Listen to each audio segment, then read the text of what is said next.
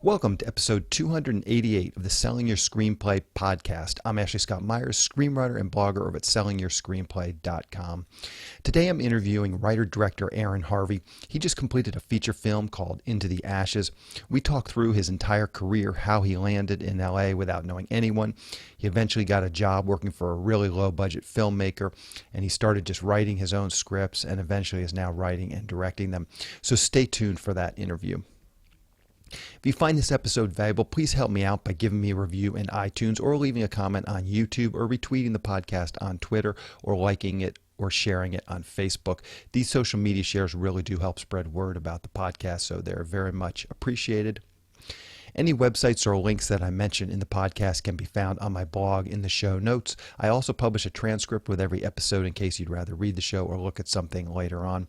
You can find all the podcast show notes at www.sellingyourscreenplay.com/podcast, and then just look for episode number 288. If you want my free guide, How to Sell a Screenplay in 5 Weeks, you can pick that up by going to sellingyourscreenplay.com/guide. It's completely free. You just put in your email address and I'll send you a new lesson once per week for 5 weeks along with a bunch of bonus lessons. I teach the whole process of how to sell your screenplay in that guide. I'll teach you how to write a professional logline and query letter and how to find agents, managers, and producers who are looking for material. Really is everything you need to know to sell your screenplay. Again, just go to sellingyourscreenplay.com/guide. So now let's get into the main segment. Today I'm interviewing writer-director Aaron Harvey. Here is the interview. Welcome, Aaron, to the Selling Your Screenplay podcast. I really appreciate you coming on the show with me today. Thank you. Thank you for having me. So to start out, maybe you can tell us a little bit about your background. Where did you grow up and how did you get interested in the entertainment business? Let's see. My background. I grew up in North Carolina in a little town outside of Charlotte, and I've always been interested in films for years. I mean, in high school through college, never seriously thought about being able to actually make films because where I grew up was literally the other side of the world from Hollywood. So always watched them, obsessed about them. Mm-hmm. And then went through school, went through college, and when I got out of college, I had a little bit of a life moment where I thought, it's kind of now or never in terms of giving it a stab and maybe making a move and trying. So I ended up actually just packing my bags, coming to LA, totally blind, knew absolutely nobody, and kind of hit the bricks, and here I am. Mm-hmm. So it's a very truncated version of it, but it was it's been a long journey to get to this point now. Yeah, sure. So let's talk about that. Just arriving in LA, not knowing anybody. I know there's a lot of people that are going to be listening to this podcast. They don't live in LA and they're thinking of making that move. So maybe just run through that. What did you do? You said hit the bricks, and maybe you can tell us some things that you did that actually worked and kind of got your career moving forward. Yeah, of course. So I moved, as I said, I went to college. I was going to go to film school. Let me back up one degree. I was thinking about film school. And then again, I just, had this moment where I was like, what, that seems like a waste of time. What am I doing? Movies are this thing I have no idea about. I don't know anybody working in film. It just was this mystical ball to me. So I ended up going to school, getting an actual business degree, weirdly, got out. And then as I was working, basically was like, I should, at least take a stab at this because if I don't, I'm going to regret this forever. So I ended up, as I said, moving to LA. But what happened was I had met a guy peripherally who essentially wanted to be a film producer. And he, same thing, was going to go to LA. I met him on the East Coast. He was like, I want to move to LA as well, try to make movies. And I said, great. Well, I want to, direct films, write films. Maybe we could go together since we didn't know anybody else, and we figured why not. So we basically made the move together, and what ended up happening was pretty quickly after getting to LA, we ended up connecting in with a filmmaker who made very low-budget movies, $100,000, $200,000 films. This is 2005, 6-ish, and we connected with him, my partner did at the time, connected with him, and we started just doing everything with the guy, working on his sets, PAing. Literally, it was like his assistant for a while and helped him do post-production work. I mean, anything and everything I could get my fingers onto, I did. So we worked with him for a number of years, and I basically, in essence, that was my film school because it was a great platform to learn because it was practical. You know, I was on set all the time, seeing how the process was done. The films that he was making were not great films, but he treated the films like they were $10 million movies. So I could, you know, the process was very much on any movie in terms of how he approached putting the films together, proper call sheets, proper crews. You know, we shot a lot of them on film. So it was a really good hands-on experience for me. And I did that for about 5 years before, actually 3-4 years before I really started going, you know what, I should be writing my own stuff to try to get, you know, my work moving, or, you know, my conceptual work that I wanted to do moving. And that's kind of how I started when I first moved to LA. But I did move to LA because I thought, you know, you should go. That's where you need to really be to actually do films. And, you know, in my specific case, I think, especially at the time that I came here, it definitely helped, you know, being available and being around the business. But I don't know that that's necessarily the case now in 2019 anymore. So. Yeah. So when you moved here, like literally you had never written a script, you had never directed anything. You were just a guy with a dream. Never. Yeah. I had absolutely nothing. I mean, this wasn't a situation where, you know, when I was 16, you know, I was making short films back home. I again, loved films. I watched films obsessively, but I never, you know, I didn't come from any sort of crazy privileged background. I never had, you know, the availability to actually even do it if I wanted to at the time. So no, it was very much just, you know, get on the plane, fly out just to see what happens, kind of throw caution to the wind. Yeah. But yeah, I didn't really seriously start doing anything or writing till I got to town, you know, and that was after, you know, seeing the business on a very macro level for a couple of years. Sure. So let's talk just about your first feature, Catch 44, starring Bruce Willis. I'm just curious, was that a spec script? How did you get on to write and direct that project? Yeah, that was, and that actually sprung from working with this guy that I was just telling you about. So, you know, one thing I've realized over the years is being opportunistic is always your friend, because, you know, you learn quickly the system doesn't owe you anything. You know, I think people come with a lot of chips on their shoulders, or you know, I'm the genius. Town needs to recognize that quickly.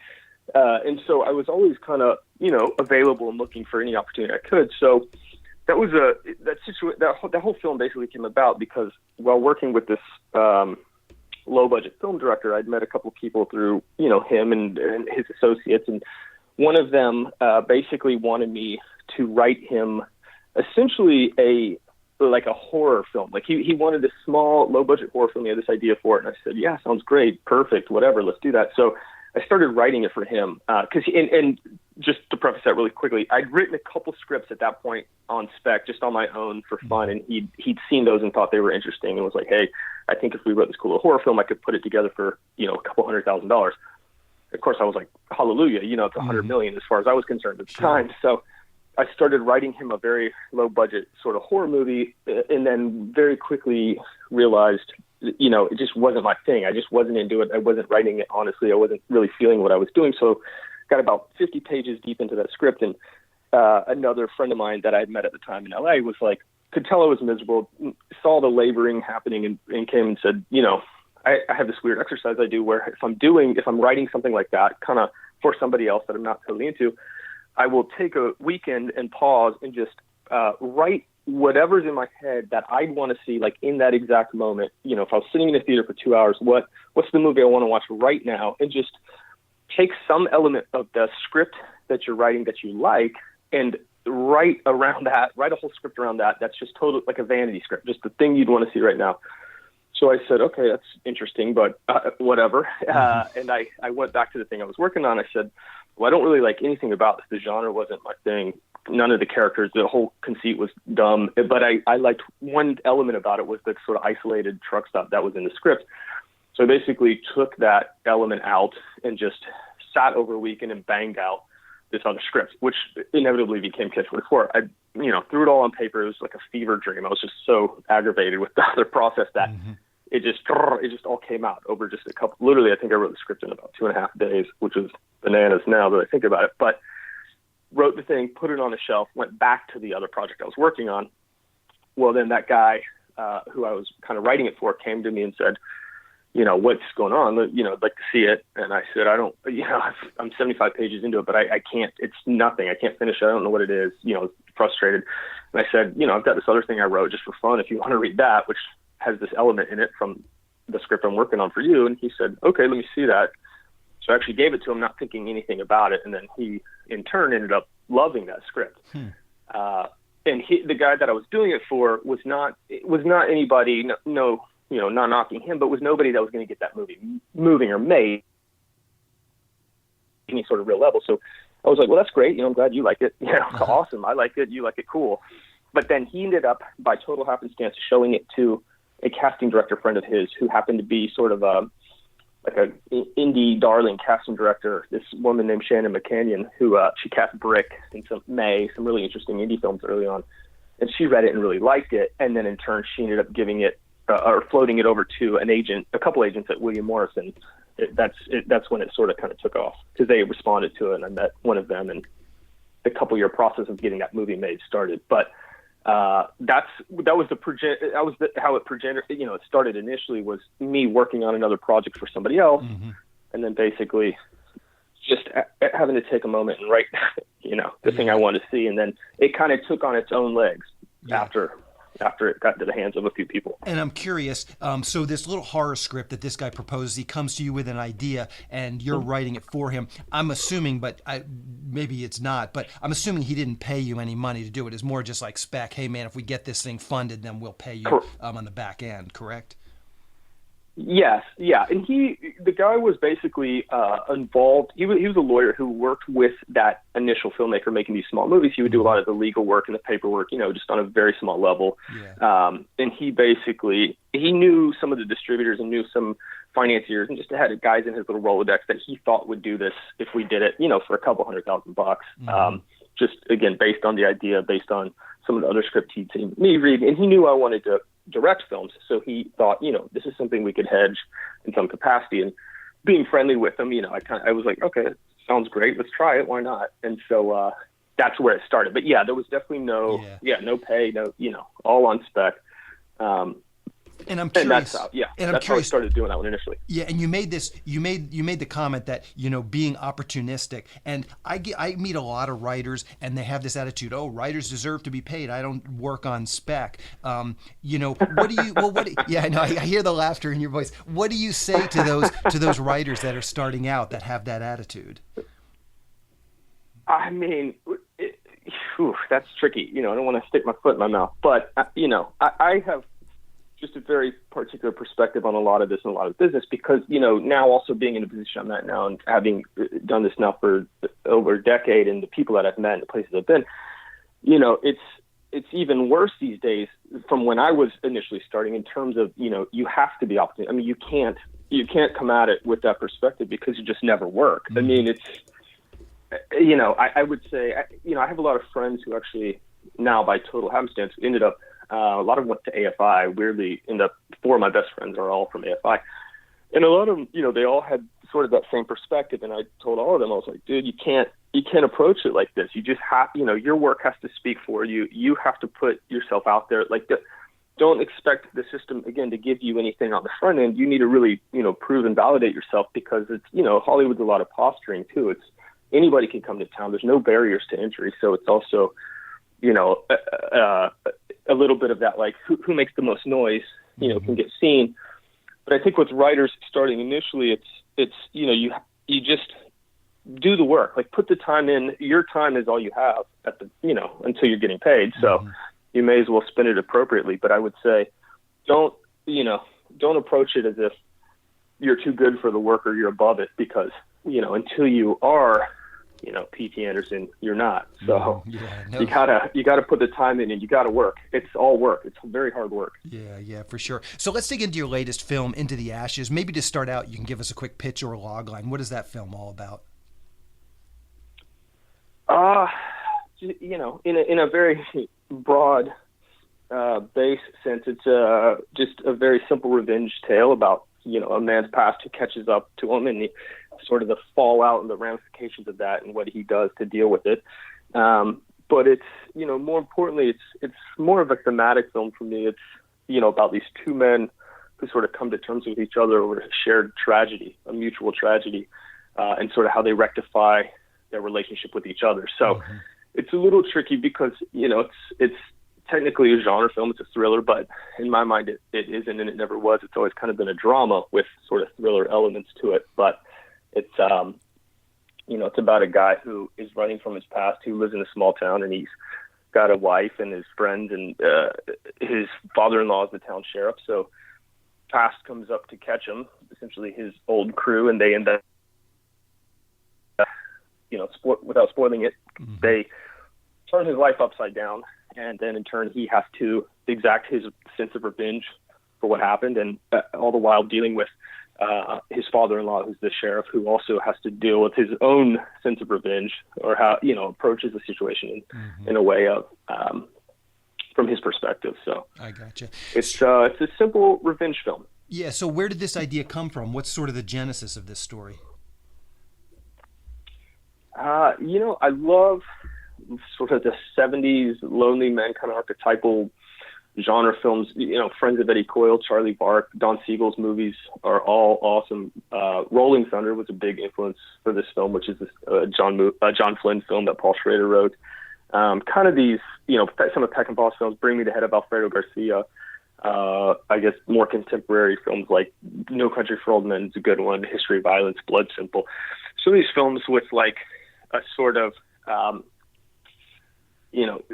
singular protagonist who with the world that is crashing down around them, and sort of what they end up having to do and how they have to deal with these situations that they find themselves in. So I just love those kind of films, and I've always wanted to make a film in a vein like that. And so, I decided I kind of know the South. Let's just make it a regional film, make it a genre film. I wanted to make it a revenge and a redemption film. So you kind of, take all the elements and throw them in the pot, and then you start simmering, and hopefully a story presents itself. But I just started writing it, and it just kind of came out on the page, as is, the film that you see. Yeah. But it starts from a deep love of those films. So let's talk about your writing process just a little bit.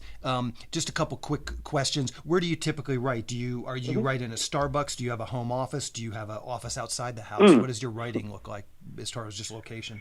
No, I have a little office in my house. I mean, it's technically a second bedroom in my home. So I just, I tend to write there.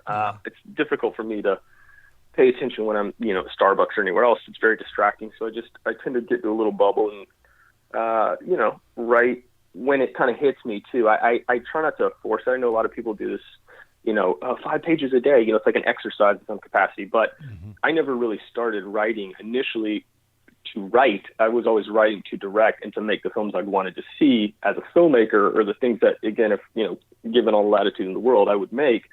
So most of my writing comes from a pretty personal place and kind of a vanity place in terms of, these are just movies that I want to really make. I'm not writing so much for the formality of the writing or to be a writer. So my process is a little stilted because it's, very much on my own timeline, and the things that I'm writing are just things that I literally want to make. I don't really try to push them to the town, or I'm not, actively trying to sell stuff that way. So, but I do write at home. I have a home office. Yeah. How much time do you spend in the sort of the outlining, the index card stage versus actually in final draft writing out the pages? Ooh, to be frank, not that much. I generally what I'll do is I'll pull final draft up and I'll start scribbling notes out literally on final draft, like just on the page, on the first page, just ding, ding, ding, just some bullets of, okay, I kind of want the story to go in this direction, and these are sort of beats I have in my head that I want to hit at some point. And then what I do is I usually just start writing, like literally writing the script. And as it's going along, kind of letting it unfold. And I keep a running little bullet point notes kind of below wherever I'm at in the actual screenplay. So I see it all the time as I'm banging out dialogue or, scenes. And so, and then I weave it in as I kind of go along and pull the little bullets in as I hit them. But I don't really do heavy outlining or note carding, also because most of the stuff I tend to write, again, it originates with like character, where it's really like, where's this guy going? How, this is a point of view of this guy's mind. How is he interacting with these moments or these scenes? Or like, how is he going to pull us through this beat? And what does this beat mean? And kind of discovering it as I write it, which I think is, I try to do it that way to be more kind of honest with the writing and not be so hamstringed by, I've got to hit this like specific plot machination or this like, this story beat has to happen, at this specific time. And then because I feel like you start backloading things and start working into that structure versus going, where is this guy? What's happening in this scene? Why is Nick, my character, in this moment? What does he want out of this? So the process for me is a little bit, different than I think a lot of more traditional writers and the way that screenplays are usually written. Mm-hmm. But that's just, how I do it. It seems to work. So sure. What do I say? So how do you know when your script is ready to show to others? And especially with someone like yourself that kind of bangs out a first draft, do you then do several revisions before you start to show, friends and agents and managers and stuff? Or do you get a first draft out there and then start to work through those rewrites with the notes of other people? Oh, no, I definitely do a lot of smoothing before anybody sees it. I mean, we're all writers and we're all neurotic about our own work to a point. So there's a fear when you write something that, you stick it out there and no one's going to want to do it or see it or like it or whatever. So, there's a little bit of that kind of crippling anxiety that happens after you get the first draft done where you're like, oh my God, this is garbage. And so then, you go back through it and I sit on it for a while. I'll probably do a good solid 4, 5, or 6 revisions of the first draft of just going through and looking at literally every scene, making it perfect, trying to, make sure the grammar is all correct. I try to polish them really well so that when you read them, there's nothing sticking out, like nothing feels, floppy. It's all very tight, as tight as I can get it, I should say, for a first draft. But no, I sit and I will go back. It's like, if somebody, I forget who it was, maybe it may have been P.T. Anderson actually said, it's like, ironing, like you're always going, you write a bit, then you go back 4 pages and you kind of smooth that down. Then you write 3 more pages, go back 2 more, smooth down, and I kind of do that when I write. I do that when I rewrite or revise the draft. But it takes me like a good 4 or 5 solid revisions or rewrites before I send it to anybody. And then those rewrites are, I sit on it for a couple weeks just to make sure, I step away from it for a little bit and come back to it and just make sure that when I read it again, it's somewhat fresh and you can kind of spot the inadequacies of it easier than, being so in the hubris of it in the moment. So. Sure. And what does the development process? Yeah. And what does the development process look like? Do you have a few trusted friends that you respect and you send it to them? Do you have an agent, a manager? Who do you send it to and who do you get notes from? I do. I have, there's a couple buddies I've made over the years who are probably the most, say, like trusted confidants who, will look at stuff and basically tell me honestly what they think.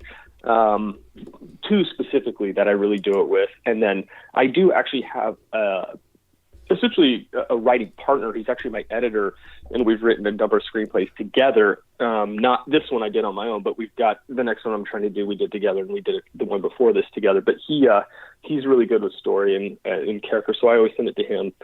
And then I collate all their thoughts and sort of try to see where, if there's any kind of commonality between them, because it's obviously, film is so subjective and screenwriting is very subjective, so it's always, everybody's got an opinion and all opinions are valid, but at the same time, because I'm also making the movie, my job is really just to protect kind of what I perceive as the honesty and integrity of the material itself. So, someone else may have a different point of view on it, but that's okay, and then I'll tell them, thanks, but no thanks, because, this is, again, it's a movie I want to make and I know kind of what I'm going to do with this moment. But if there's like kind of common notes I get back from some of these, friends that I really do trust, then I'll tend to pay attention to them and maybe figure out why they're saying what they're saying or what it is they're really getting at in terms of the material. But I always do that. I do that first, with friends and try to get, a kind of a broad consensus on the notes. And then after that, I usually will send it to, generally I just go straight to the couple partners I work with on these films that we produce the films that I produce with them. To get, send them the material and say, hey, check this out. Here's a film I'd be interested in making. What do you think? And then inevitably to my manager or agent, who I don't have an agent anymore right now, but I have a manager at the moment, and just say, hey, here's, check this out. Here's what I want to do. And, I don't lean on them too heavily because, again, I'm trying to make these movies myself. So it's a bit of more to a shelf. I'm more interested in what the producing partners are going to think, and or if it's something that we feel we can actually get moving. Sure. You know what I mean?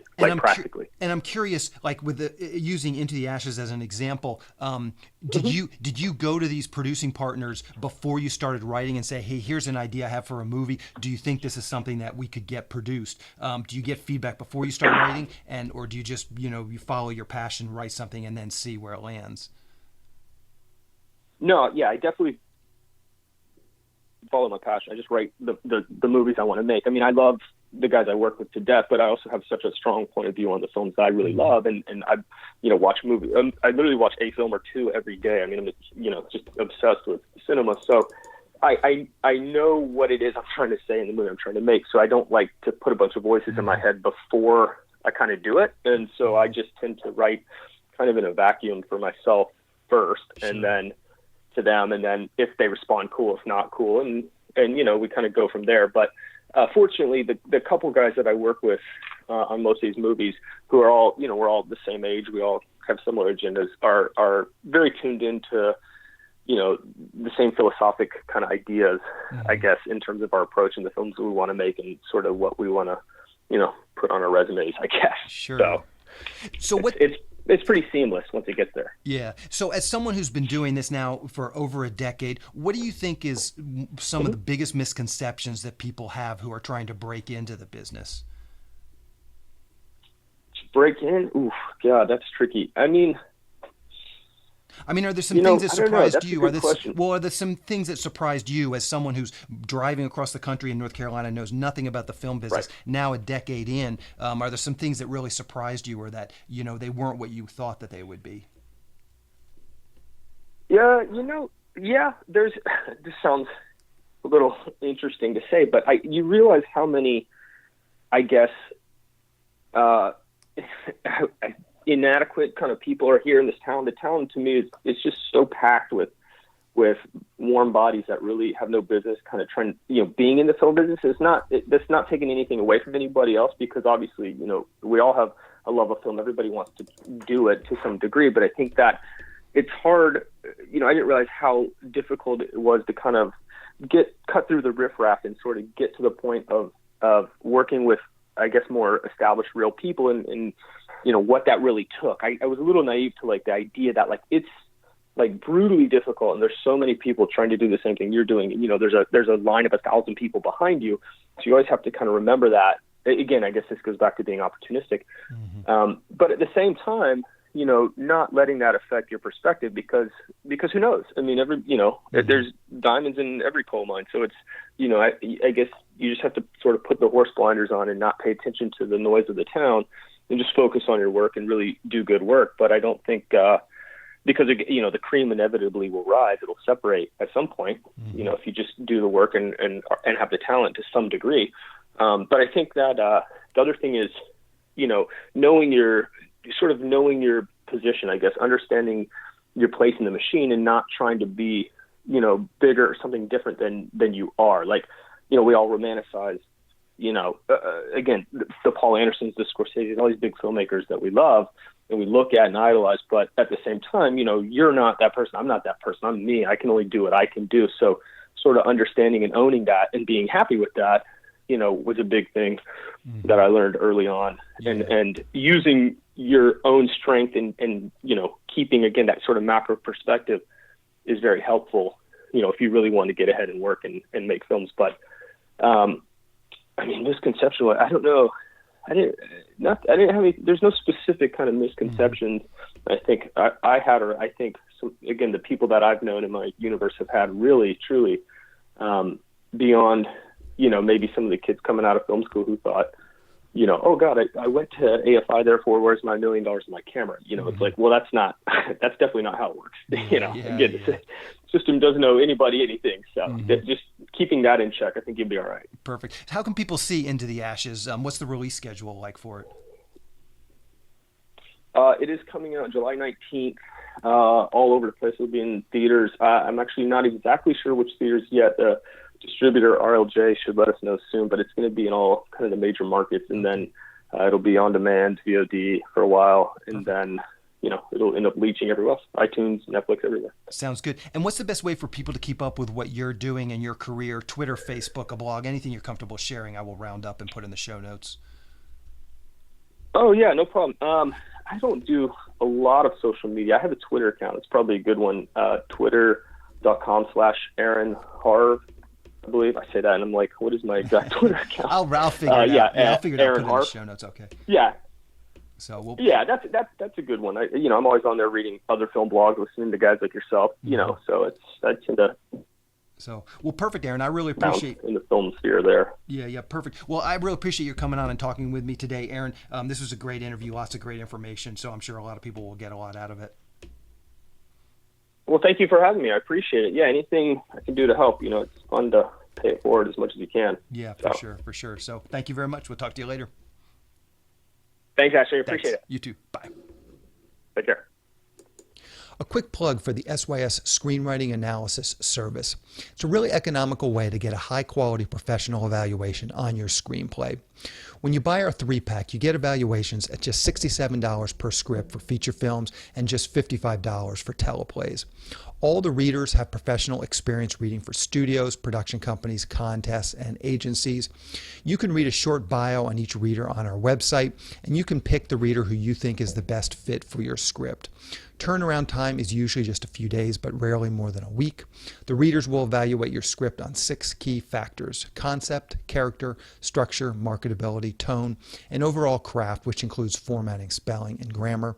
Every script will get a grade of pass, consider, or recommend, which should help you roughly understand where your script might rank if you were to submit it to a production company or agency. We can provide an analysis on features or television scripts. We also do proofreading without any analysis. We will also look at a treatment or outline and give you the same analysis on it. So if you're looking to vet some of your project ideas, this is a great way to do it. We will also write your logline and synopsis for you. You can add this logline and synopsis writing service to an analysis, or you can simply purchase this service as a standalone product. As a bonus, if your screenplay gets a recommend or a consider from one of our readers, you get to list the screenplay in the SYS Select database, which is a database for producers to find screenplays and a big part of our SYS Select program. Producers are in the database searching for material on a daily basis, so it's another great way to get your material in front of them. As a further bonus, if your script gets a recommend from one of our readers, your screenplay will get included in our monthly Best Of newsletter. Each month we send out a newsletter that highlights the best screenplays that have come through our script analysis service. This is a monthly newsletter that goes out to our list of over 400 producers who are actively looking for material. So again, this is another great way to get your material out there. So if you want a professional evaluation of your screenplay at a very reasonable price, check out www.sellingyourscreenplay.com/consultants. Again, that's sellingyourscreenplay.com/consultants.